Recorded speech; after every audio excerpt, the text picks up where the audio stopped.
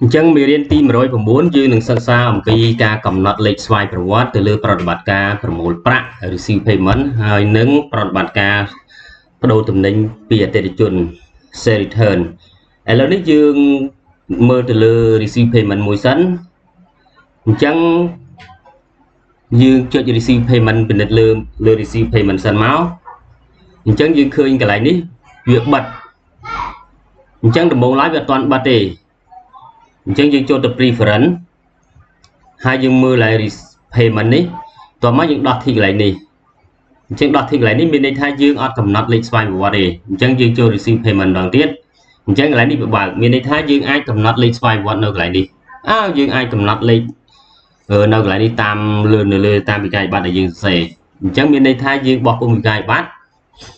ហើយយើងប្រើប្រាស់វិក័យប័ត្រនោះតោះមកយើងយកវិក័យប័ត្រហ្នឹងយកមកបញ្ចូលក្នុង system ដោយសរសេរ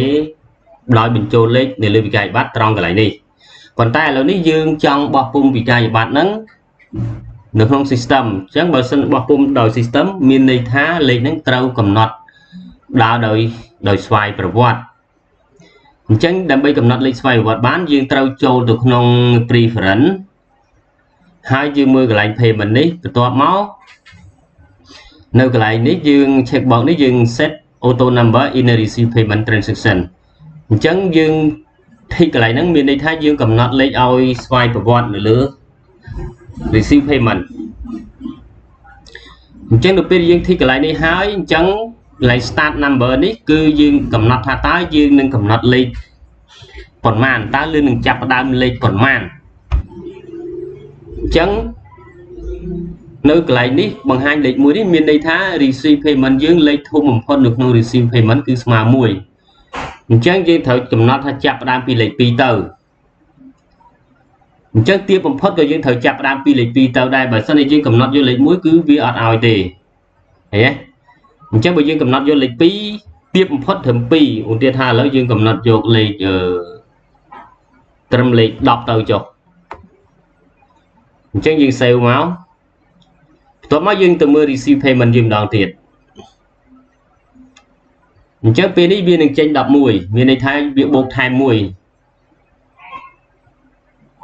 អញ្ចឹងលេខនេះគឺវារត់ sweet មានន័យថារត់ជាលក្ខណៈ sweet អត់មានអ្វីដែលយើងoption ខុសពីហ្នឹងទេគឺលេខនេះរត់ជាលក្ខណៈ sweet 1 2 3 4 5ទៅរហូតអានេះតាក់ទងជាមួយនឹង receive payment ប៉ុន្តែសម្រាប់ sale return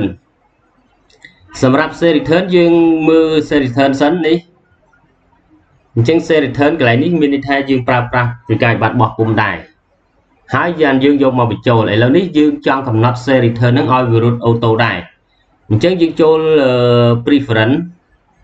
ហើយបន្ទាប់មកយើងមើលកន្លែង item and inventory នេះបន្ទាប់មកយើងមើលកន្លែង check box នេះអញ្ចឹងយើង tick កន្លែងនេះពងទៅបន្ទាប់មក sale return ឧបមាថា sale return យើងកំណត់លេខពី100ទៅហើយយក6ខ្ទង់បន្ទាប់មកយើង save អញ្ចឹងយើងទៅមើល sale return ម្ដងទៀតអញ្ចឹងពេលនេះ sale return វានឹងចេញ101ឡើងទៅហើយលេខនេះគឺជារត់ជាលក្ខណៈ sweet គឺវា sweet ទេ1 2 3 4 5ទៅរហូត